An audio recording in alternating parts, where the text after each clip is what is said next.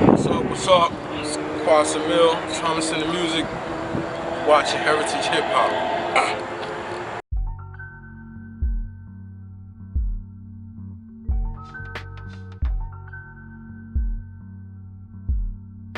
All right, everybody, this is Karev from Heritage Hip Hop, and we're here with one of the hardest working MCs that's out in the game.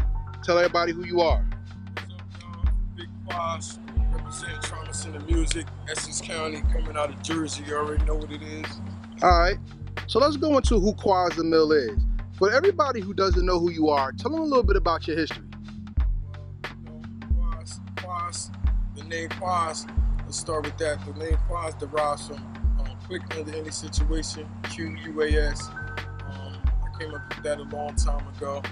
Just something that was given to me really by my friends for always thinking, moving fast when I was younger. So having a quick reaction, I think that basically fit me. You know what I'm saying? And it still stick with me to this day. The business and the stuff that I'm doing now, I try to move as quick as I can to help people and get a lot of things in order. So that's how that go. I'm just a basic, you know what I'm saying, guy. I like to help people. I take on challenges. I like to balance the music scene where I come from. I like to balance the music scene anywhere I go. Anywhere I go, I try to become part of the land. You know what I'm saying? With that being said, like I said, I'm just a basic guy out here living under God's law, man. That's it. All right, the term "quick" is it fits you very well for your rhyme style because you're known to flip words and put ideas together on a whim. I saw a video of you freestyling on Flip the Script Radio. You have a very omnious wordplay. And when I say omnious, I mean it's because you set words up where somebody may think they know what their rhyme scheme is next, but you could change the flow of any delivery. Tell us about that type of style that you show. Well, being that I come from a different era, how would I put this? I'm trying to update myself. I was updating my rhyme style from my era, bringing it into this new era without trying to stay up with the young boys. Mm-hmm. So that particular style of placing the words in category clean and fresh, that comes from working with a lot of professional engineers, us coming from basement studios and stuff like that. All we wanted to do was come in and just bar. There's levels to this. We had to learn how to count bars and so that particular style that I write, it comes with intelligence, man. I want people to hear what I'm saying. I want to be clear. I want the thought to be there for people, and I want them to get the scheme at the end of the day. They might get it now, they might get it later, but it's all about crafty wordplay and having people follow you, what you're saying. Yeah, your style is very in your face. I like that. Like, that's one of my favorite type of rhymers. I like lyrical cats, I like flow assists, but it's the presentation that makes the delivery of the rhyme precious. Like a Sheik Luch. People will talk about Jada, but Sheik give you bars, but it's very raw. And when you think about what he said, it hits you and you like, damn, how did I miss that? I get that from a lot of your delivery as well. Part of the writing process is to say enough stuff that's creative that people really want to follow you, follow what you're saying. Because in these days and times right now, it's about it's really internet based, and what a lot of people are doing is doing stuff on the internet to make people believe that they're doing other stuff. And it's hard to break people out of that. So with this music, we just got to keep it original. The more original we keep it, the more we won't fall in the category of what everybody else is doing. Originality is the #1 key, whether if you're young or old. People that's original, that's younger, that's doing this right now. A Boogie with a hoodie. It's a couple others that just came out the blue with original stuff that people didn't want to try, and they winning with that. Everybody's not winning with that, but you know what I'm saying? With that process, if you do it right, you can win with it. So let's talk about the era that you're from, because you've worked with a lot of named cats who when you think about it, you're talking about legends and people who helped build the foundation of hip hop, swing, new jack, swing, and even hardcore flow. So, I mean, tell us about that history. I mean, tell me about your time that you spent with Teddy Riley. Oh man, big shout out to my first cousin, Ali. He was running around in Virginia back in '94, '95, and the artist that Teddy Riley had signed under him called the Pirates, and it was one guy named Twine, one guy named Knowledge, and Chance. And it was one was from Connecticut, one was from Jersey, Trenton, New Jersey, the other one was from Norfolk, Virginia. But they created the group. They actually was on the Blackstreet's first tape. On one side, they got the R&B ballads, and on the other side, they got the pop. So all those guys that's rapping in between those pop songs are the pirate group that Teddy Riley signed. But what my cousin did was he was running around with them outside on the streets. And he's like, yo, my cousin, he put the bars together. Well, y'all should link up. And he reached to me. I drove down my own. I don't even think I bought clothes. I think I just grabbed some thread, jumped in. I don't know if y'all familiar with British cars. We had Sterlings back then, Alfa Romeos. We was driving those. Drove down in my Sterling on my own, met up with these guys. And from there it was history. They basically created the lane for me to get noticed in Virginia, bringing me around to events and meetings and stuff like that. And Teddy Riley started noticing who was this new guy. So I got invited to a meeting with no lawyer, nothing. It was just like a meeting with other people, entities of other artists that had lawyers and stuff. And I end up performing that night. They pulled me to the side, like, yo, we're keeping you for a project.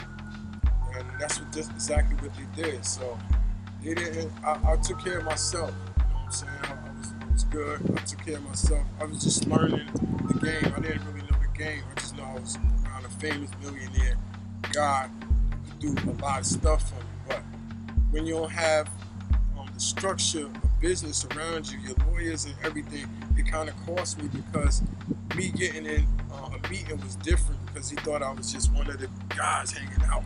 He knew that we had skills, so he kept us around like a little crew. You know what I mean? So that's what I did. I got the experience from that. People don't know that No Diggity came out because of me. No Diggity was recorded out here in Rahway by a producer we call Lord Righteous.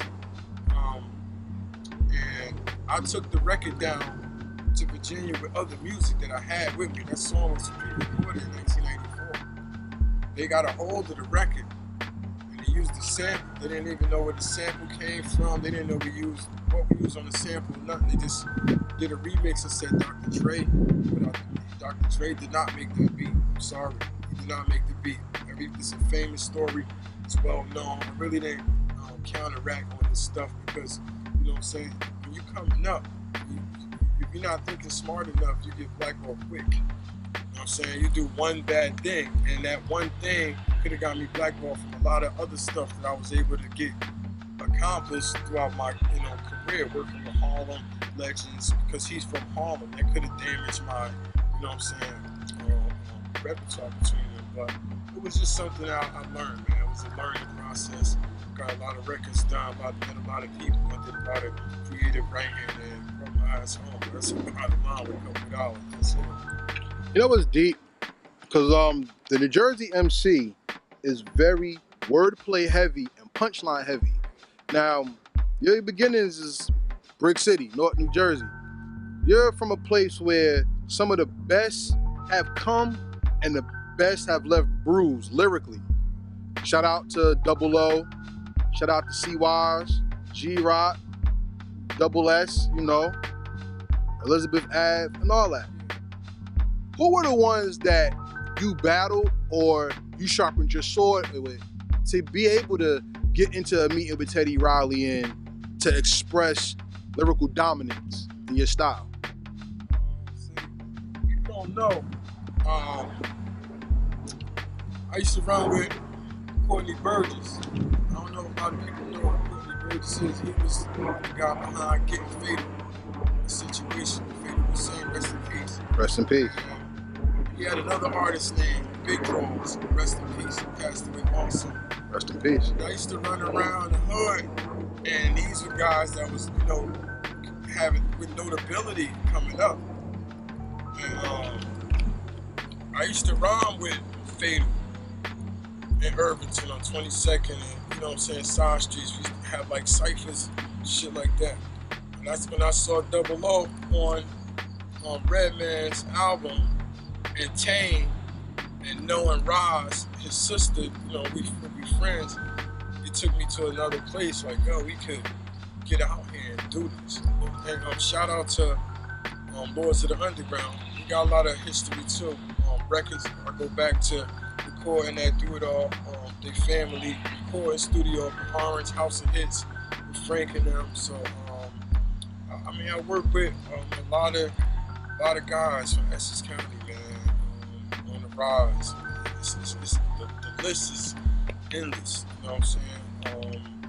Probably Cannabis might be the only person, and Redman directly, and Latifah that I probably have never sat actually in the studio and laid something down with. Mostly everybody else I got to, you know what I'm saying, work with. So I appreciate that. God bless. But even with your history, you're not even only Jersey, and like you say, you went down to see Teddy Riley. I mean, even across the water, everybody giving New York, shout out to New York, they're giving them the credit. You work with Black Rob. I mean, let's talk about that. I mean, that's a man who has arguably a classic debut album on Bad Boy. You know, he robbed a Puff, he robbed a Big. Black Rob joined the mob. You ain't no replacing them, you know. So let's talk about that. I mean, how'd you link up with Black Rob, and how'd your name ring out there? Rest in peace, man. I had a female partner. She was a party goer. She did a lot of promotion. She was running around with Benny Negro and a few other Harlem legends. And she had the CD.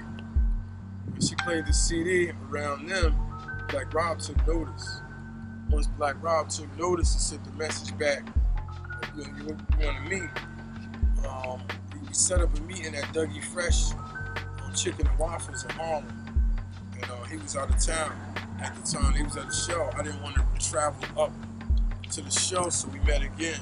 Once we met again, it was on from there. It was like brothers, like we always knew each other, man. It was just an instant, yo, I need you here. It started out with a hook for a song called Rockstar, and then next thing I know, I'm on a joint with Murder Mood, Ron Browse, a couple other greats. You know, it's all good, man. Love. Black Rob, man. Shout out to Black Rob. Genuine Article. That was the last CD. 4 joints on there. On iTunes. So we did pretty good.